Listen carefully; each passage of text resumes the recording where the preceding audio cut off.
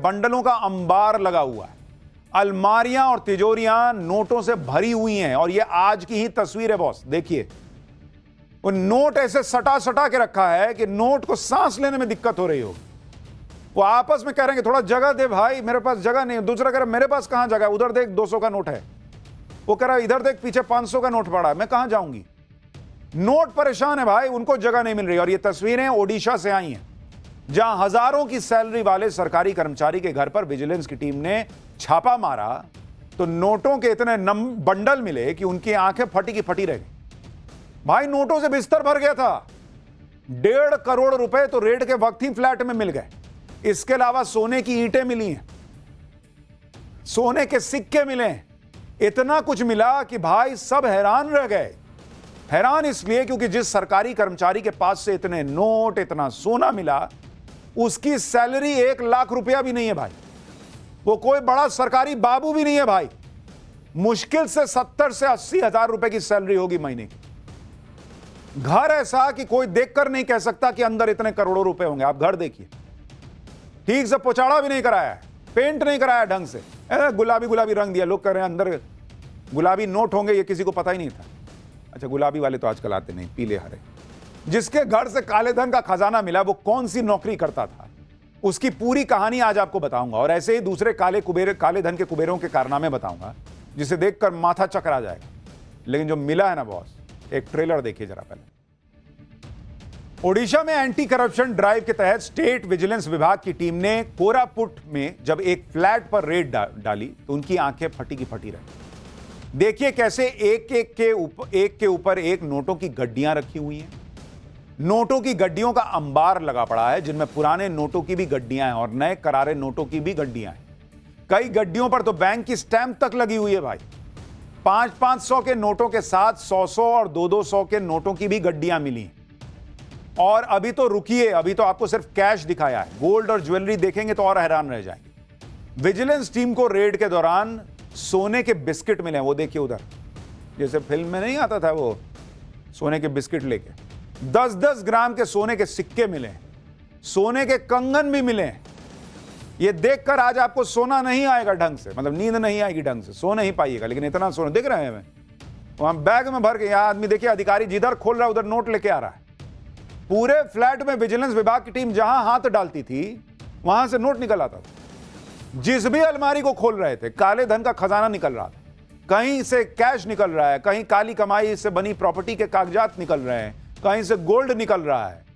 भाई अलबला गए वो लोग कि कहां छापा मार दिए। इतना तो हम भी नहीं सोचे थे छापा मारने के बाद। काली कमाई का खजाना मिलने की झड़ी लग गई। विजिलेंस विभाग की टीम को फ्लैट में एक तिजोरी मिली और जैसे ही तिजोरी खुली, विजिलेंस विभाग की टीम के होश उड़े।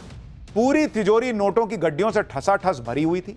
नोटों की गड्डियों को एकदम करीने से सजा के रखा था, क्योंकि इतनी है जरा आप फैलाइएगा तो जगह ही नहीं बचेगी, तो एकदम सटा सटा के रखा हुआ है। अभी तो और देखते जाइए, नीचे वाले में भी तिजोरी के अंदर एक और तिजोरी मिली। उसे जब खोला गया तो उसमें भी कैश भरा पड़ा था। ये देखिए, तिजोरी के अंदर तिजोरी है, ड्रॉर टाइप का। भाई तिजोरी भी सोच रही है कि एकदम इतना ओवरलोडेड हो गई हूं मैं कब खाली होंगी। उसने सांस ली होगी विजिलेंस के लोगों को देख के, या अब थोड़ा इसमें से कुछ माल निकलेगा। अब अगर आप सोच रहे हैं कि जरूर किसी बड़े ज्वेलर या बड़े बिजनेसमैन के ठिकाने पर रेड मारी गई होगी तभी इतना काला धन मिला है, तो आप गलत सोच रहे हैं। भाई को देखिए, इसके घर से मिला है भाई। ये उस घर का सफाई कर्मचारी नहीं बैठा है, यही इसी का घर है, इसी का पैसा है। ये काला धन किसका है उसका हुलिया आप देखिए। ये पलंग पे जो भाई बैठे हैं, बाल उड़ गया, कमीज देखिए बॉस, पैंट देखिए। आदमी सोचता है कि इतना पैसा रखा है, कुछ ढंग का तो कपड़ा उपड़ा पहना होगा। करोड़ों रुपए का काले धन का मालिक है ये। आप एक और तस्वीर देखिए बॉस, जिसमें करोड़ों के काले धन का मालिक कुर्सी पे बैठा है और पीछे दीवार पर सीलन लगी हुई है। बताइए बॉस, इतना पैसा चाप के बैठा है, सीलन नहीं हटवा सकता है। लेकिन सीलन हटवाएगा तो बाहर लोगों को शक होगा कि इतना कैसे कर रहा है भाई, ये तो कम कमाने वाला आदमी है। इसीलिए इतना पैसा कमा के भी इस टाइप से रह रहा है। टी शर्ट का गला जो है वो छाती के नीचे आने को तैयार है। इसकी हालत देखकर कहीं से लग रहा है कि काले धन का कुबेर हो सकता है। लग रहा है कि बाप रे बाप, कहीं कोई छोटी मोटी नौकरी करता हो।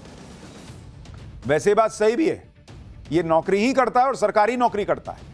काले धन का यह कुबेर ओडिशा के वन विभाग का डिप्टी रेंजर रामचंद्र नेपाक। हरकत नापाक है, नाम नेपाक है। इसने साल 1989 में फॉरेस्ट गार्ड के तौर पर नौकरी शुरू की। आरोपी रामचंद्र नेपाक अभी ओडिशा में कोरापुर के जयपुर फॉरेस्ट रेंज में तैनात है। विजिलेंस विभाग के मुताबिक इसकी मंथली नेट सैलरी 69,680 रुपया है बॉस। मतलब पूरा 70,000 रुपया भी नहीं है इसकी सैलरी। वन विभाग में डिप्टी रेंजर है भाई, जिसके घर में नोट बरस रहे हो, नोटों का फल देने वाला जो है वो पेड़ लगा हो, वो जंगल में रह के क्या ही कर रहा होगा। अब इतनी कम सैलरी वाले एक डिप्टी फॉरेस्ट रेंजर के पास इतनी अकूत धन संपत्ति मिली है तो जाहिर है एक नंबर की कमाई तो होगी नहीं। डिप्टी रेंजर रामचंद्र नेपाक पर आय से अधिक संपत्ति रखने का आरोप है, जिस पर विजिलेंस विभाग की काफी वक्त से नजर थी और पुख्ता जानकारी मिलने के बाद उसके कई ठिकानों पर रेड डाली गई, जिसमें अब तक करीब 1 करोड़ 4 लाख रुपए से ज्यादा कैश मिला है। गोल्ड के 4 बिस्किट, 10-10 ग्राम के सोने के 16 सिक्के, गोल्ड और डायमंड की ज्वेलरी मिली है। 3 फ्लैट के कागजात मिल चुके हैं। वो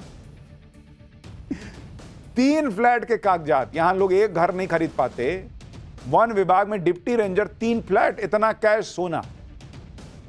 आरोपी रामचंद्र जिस 2 BHK फ्लैट में रहते हैं उसकी काली कमाई का खजाना वहीं से मिला। इस फ्लैट को बाहर से देखने पर अंदाजा लगा पाना भी मुश्किल है कि इस फ्लैट के अंदर करोड़ों रुपए का काला धन रखा हुआ मिलेगा।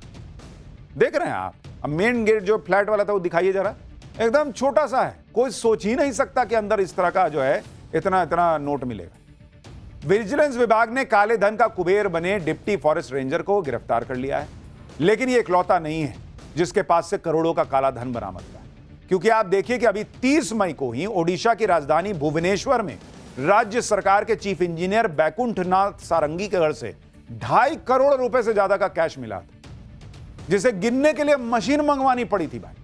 और विजिलेंस विभाग की टीम ने घंटों तक जमीन पर बैठ के नोटों को गिना, उनके हाथ थक गए।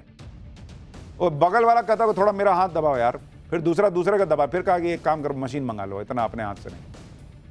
चीफ इंजीनियर बैकुंठनाथ ने घबराकर कैश के बंडलों को अपने फ्लैट की खिड़की से बाहर फेंक दिया।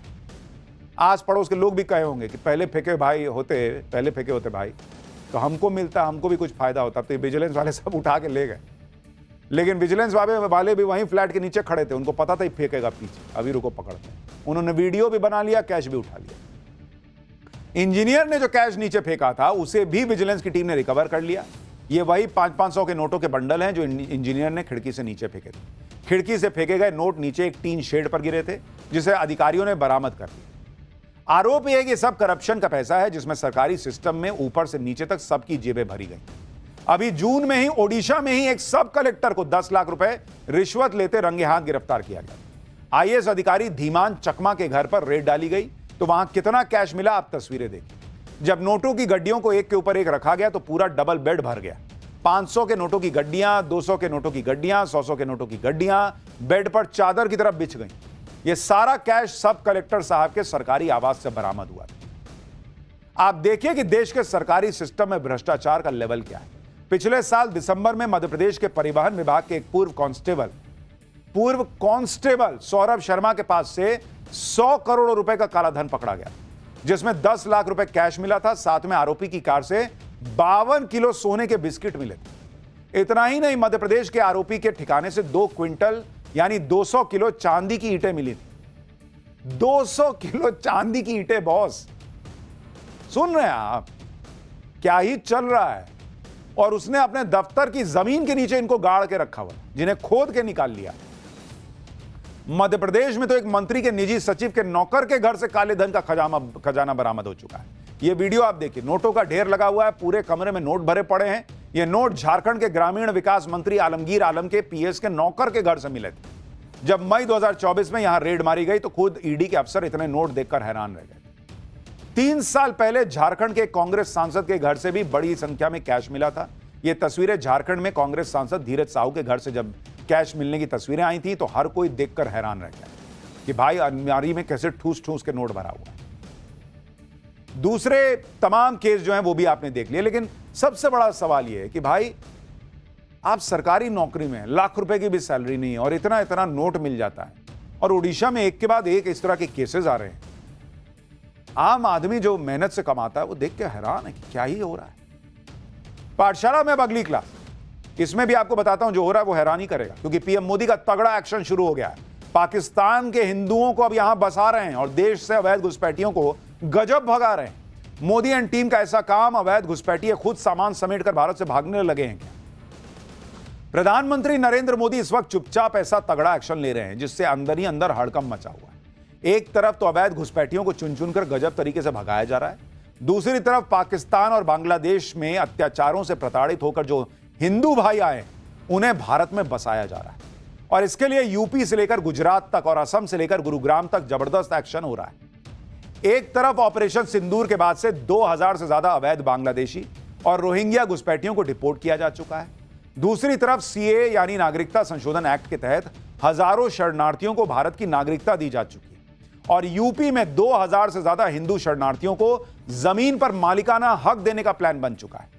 आज पाठशाला में अवैध घुसपैठियों को देश से भगाने और वैध हिंदू शरणार्थियों को देश में बसाने की पूरी डिटेल आपको बताऊंगा, लेकिन पहले एक झलक देखिए।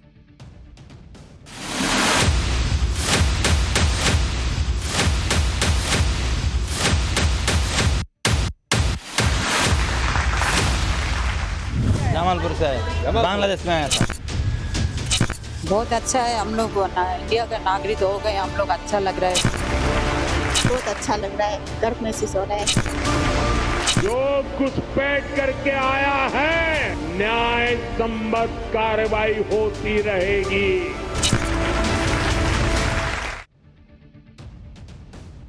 अवैध बांग्लादेशियों के खिलाफ कितना तगड़ा एक्शन हो रहा है उसकी तस्वीरें पहले आपको दिखाता हूं। असम के बोंगाई गांव में पुलिस ने रेलवे स्टेशन पर अवैध बांग्लादेशियों की धरपकड़ के लिए अभियान चला दिया और अवैध तरीके से भारत पहुंचे 8 बांग्लादेशी नागरिकों को गिरफ्तार किया। पुलिस के अभियान से रेलवे स्टेशन में अफरा तफरी मच गई और पकड़े जाने के डर से कई संदिग्ध सामान लेकर रेलवे स्टेशन से बाहर की तरफ निकलते दिखाई दिए। पुलिस की गिरफ्त में आए एक घुसपैठिए ने खुद बताया कि वो कैसे बांग्लादेश के जमालपुर से भारत पहुंचा है। सुनिए आप। जमालपुर से है, बांग्लादेश में आया था। बांग्लादेश से इधर आया था तो बांग्लादेश जा रहा था। बांग्लादेश से आया था। बांग्लादेश जा रहा था। नहीं आया था। कौन सा ट्रेन से? ट्रेन में नहीं है, वो कार पे आया था। कार पे बांग्लादेश से मेघालय के घुसा। हाँ, कहाँ से घुसा? वो पता नहीं है वो कहाँ से। वो सिक्योरिटी नहीं था।